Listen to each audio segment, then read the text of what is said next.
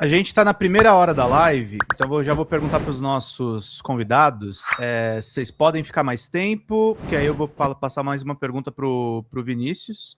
Eu tenho no máximo meia hora, viu? Eu tenho um problema? Não, tranquilo, então dá para mais uma rodada então dos dois, né? Eu vou passar então para o Vinícius e depois o Marcelo pode fazer mais uma. E aí o Márcio, se quiser ficar mais um pouco também depois, não tem problema não. Vamos lá. Vai lá, Vinícius. Obrigado. Eu queria continuar um pouco no assunto China. Eu até te enviei um link, né, Pedro?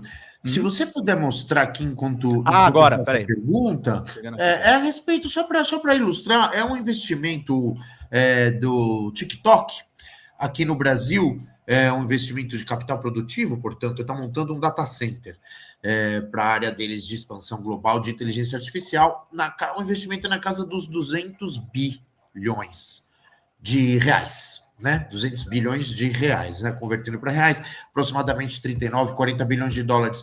Quer dizer, eu acho que nem os mais fervorosos extremistas da direita, que são todos capitalistas, podem simplesmente achar que, ou desejar que o Brasil corte relações comerciais com a China, né? Acho que nem eles, nem os bolsonaristas.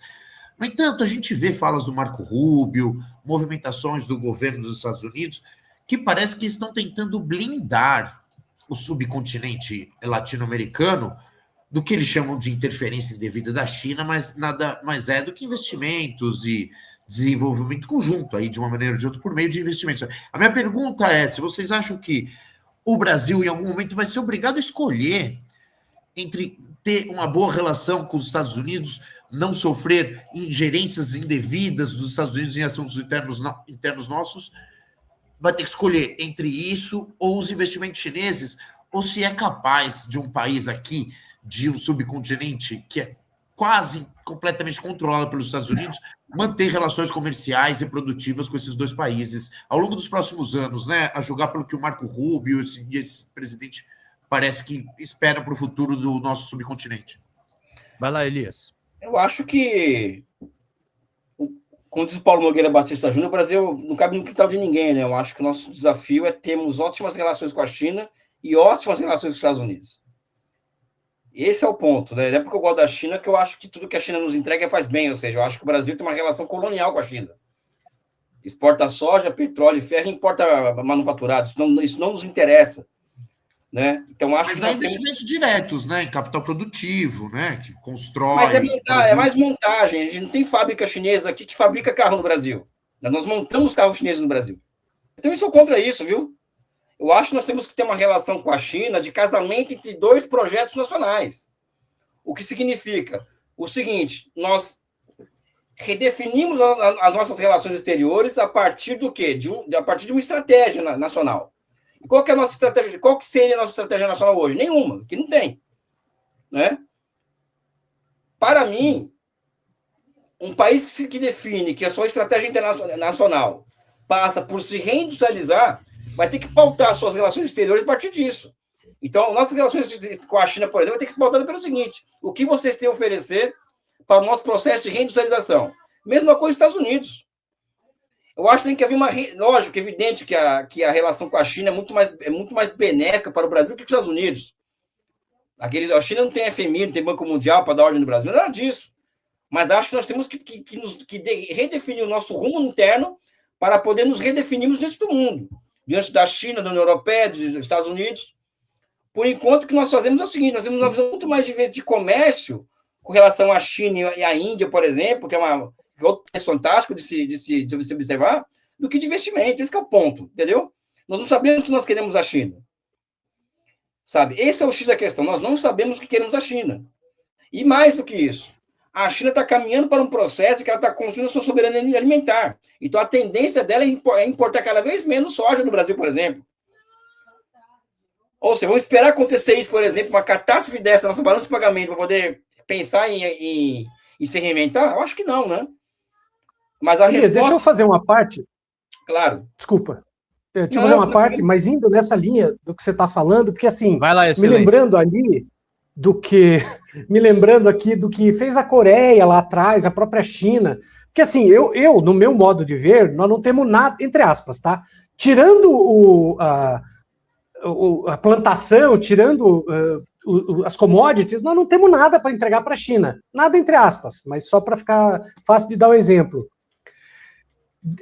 Talvez, e aí eu te pergunto, será que a gente não poderia fazer como eles fizeram, né? Porque a partir dos anos 70, quando os Estados Unidos começam a enviar fábricas para o Sudeste Asiático, Laos, sei lá, Coreia, China, tal, em busca de preços baixos, aí começa a desindustrialização dos Estados Unidos. Aí a minha pergunta é agora, como nós não temos nada para entregar para a China, não seria uma boa, de repente, a gente pegar todas essas fábricas para propor a industrialização, China, vamos instalar aqui uma fábrica, então ao invés de só montar um BYD aqui, a gente vai começar a fabricar. E aí a gente se apropria com troca de tecnologia, né, concessão de tecnologia, etc., e a gente vai crescendo nessa industrialização, porque eu acho que nesse momento é muito difícil a gente fazer isso, porque não temos nada para vender para eles, né? Basicamente o mundo não tem nada para vender para eles, exceto commodities. Eu estou muito errado nesse pensamento? O que você acha? Eu acho que o Brasil tem que utilizar, ver o que nós temos hoje, é petróleo, soja, minério de ferro e Amazônia. Nós pegarmos isso e transformarmos isso em ativos estratégicos, tá? E ao transformarmos isso em ativos estratégicos, nós podemos colocar na mesa esses ativos estratégicos como carta na manga para uma negociação de longo prazo com os chineses. Vou falar, repito aqui, explico, quer dizer, o Irã fechou um acordo em 2021 de 25 anos, em que o Irã iria exportar, ia mandar petróleo para a China, em troca, 400 bilhões de dólares em investimentos em infraestruturas, expansão do metrô de Teherã, indústria mecânica pesada, e mais todo um compartilhamento de informações militares, que é o que possibilitou o Irã derrotar... Para a gente não entregar só recurso, né, Elias? A gente passar a fazer o produto final no Brasil. Né? Exatamente isso. Então, acho que a gente tem que negociar com a China nos termos que o Irã debateu. Demorou 5 anos para fechar esse acordo, foi 3 meses. Claro. Então, discutir com os chineses é a longo prazo, é muito difícil negociar com os chineses. Tem que ter muita tenacidade. Então, acho que nós temos que nos preparar para uma negociação difícil, mas que é ultra necessária para o futuro do Brasil. Mas o ponto de partida é, Marcelo, nós temos alguns ativos, nós temos que alçar o grau de ativos estratégicos, e a partir disso discutir com os chineses como adultos, não como crianças, né? Porque o que acontece? O imperialismo, ele trata a periferia como criança. Os chineses nos tratam como adultos. Agora, nós queremos ser tratados como adultos?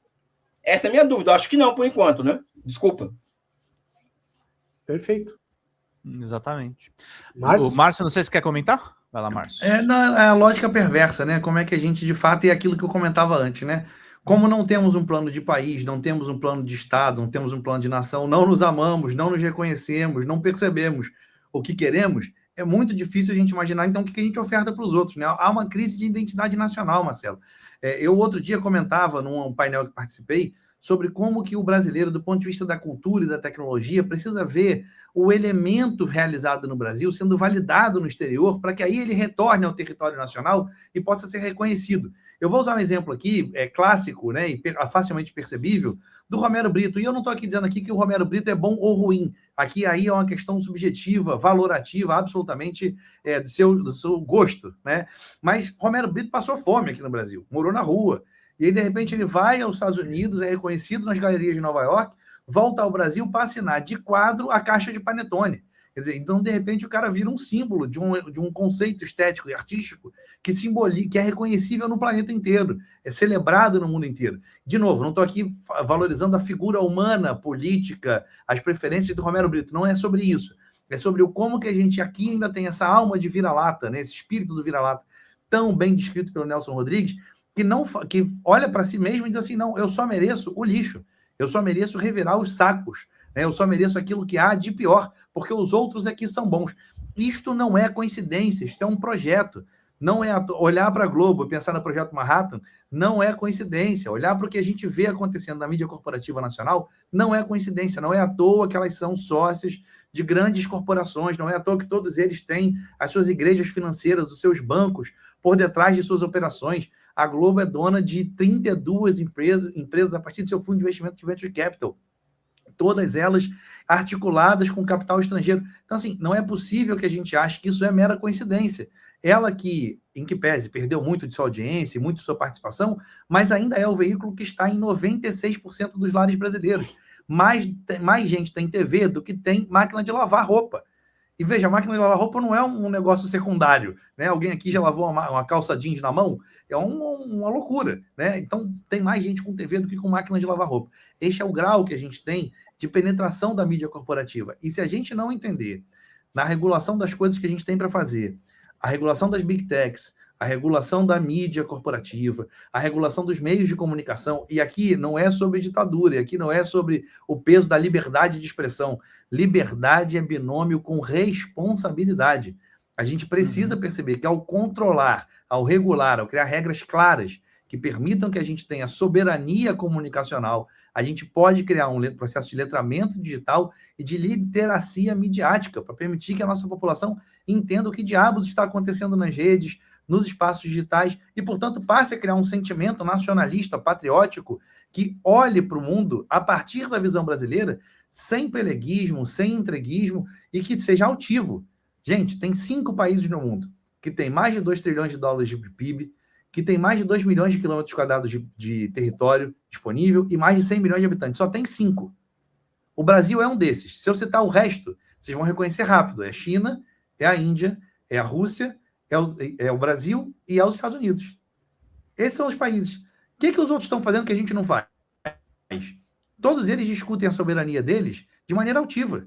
Todos eles discutem o enriquecimento de seu material nuclear, todos eles discutem a sua própria indústria nacional, todos eles discutem soberania energética, todos eles regulam seus meios de mídia, todos eles.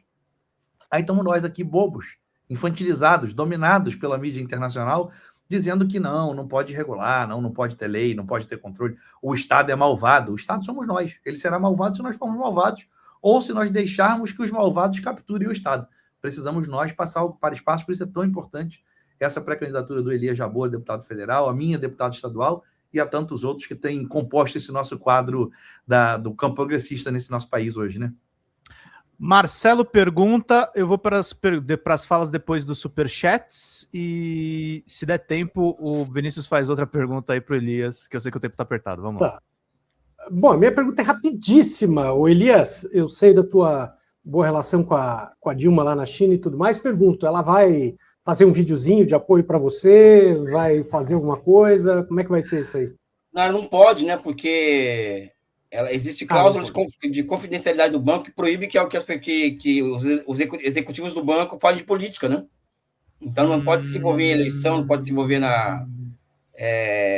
nem o governo Lula, né? Nem o governo Lula. Então ela é proibida de fazer isso. Tá. Que pena, né? Fala, galera da Folha TV, não se esquece de se inscrever aqui no nosso canal para assistir programas como Folha Notícias Manhã, Folha Notícias Noite, o nosso Folha Entrevista e o nosso Barzinho das Meninas. Muitas coisas bacanas a gente acompanha por aqui e a gente precisa muito, muito do apoio de vocês para nosso trabalho jornalístico, investigativo, de curadoria de conteúdo, com vocês ajudando no nosso Pix, folhademocrata@gmail.com, ou mandando superchats, valeu demais, e os recursos financeiros, tornando-se membro do nosso canal, no nosso curso de jornalismo básico, para você ficar muito bem informado a respeito de tudo. Queridos e queridas, muito obrigado pela presença de todos vocês, vida longa e próspera, cuidem-se, cuidem dos seus, e não esquece de se inscrever aqui na Folha TV. Até mais!